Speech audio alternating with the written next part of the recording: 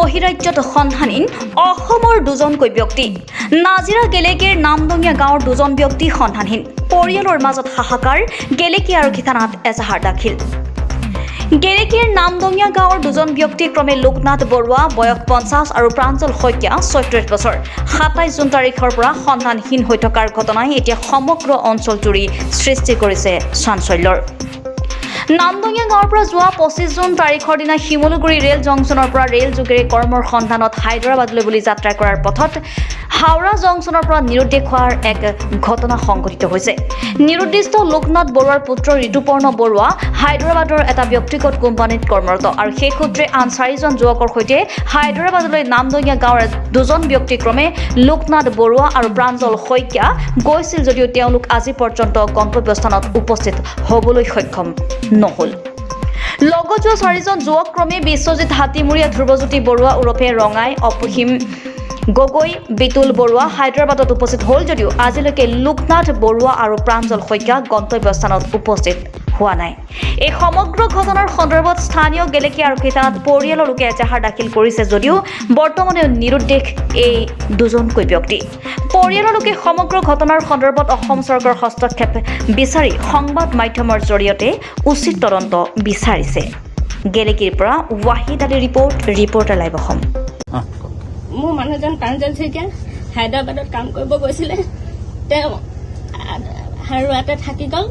তেওঁৰ লগত গৈছিলে লোকনাথ বৰুৱাও থাকি গ'ল আৰু তেওঁৰ লগত বিশ্বজিৎ আৰু চনুকণ আৰু কি কয় ধেনা ৰঙাই, তেওঁলোক 4জন পালেগে। মোৰ মানুহজনৰ বেগটো গ'ল, মানুহজন হাৱাত থাকি গ'ল।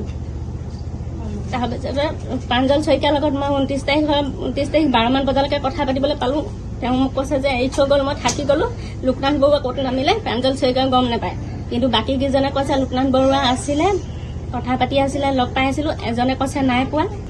যোৱা 25 তাৰিখে শিমলুগুৰিৰ পৰা উঠিছিলে ট্ৰেইনত। ৰাতিপুৱা বৃহস্পতিবাৰে 5মান বজাত ফোন কৰিছে গুৱাহাটী পালোহি বুলি। গুৱাহাটীৰ পৰা 8-9 বজাত উঠিম বুলি, টিকেট কৰিম বুলি ফোন কৰিছিলে।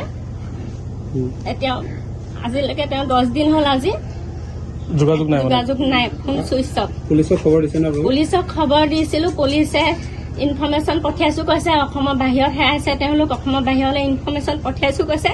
একো ইনফৰমেশ্যনৰ উত্তৰ একো পোৱা নাই বুলি কৈছে। গেলেকী আৰক্ষী থানাত দিছিলো। এতিয়া মোবাইলৰ লাষ্ট লোকেশ্যনটো বিচাৰি দিবলৈ ক'লেতো তেওঁলোকে মোবাইলৰ লাষ্ট লোকেশ্যন দুটাও উলিয়াব পৰা নাই বুলি মোক কৈছে। কেইজন গৈছিলে?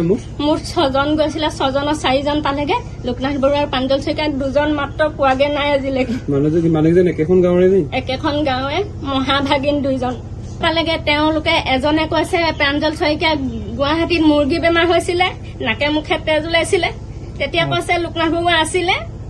এবাৰ এজনে কৈছে যে সি ক'ত নামি দিলে আমি ক'ব নোৱাৰো, আৰু এজনে কৈছে যে সি নিজেহে নুহুঠিলে গাড়ীত।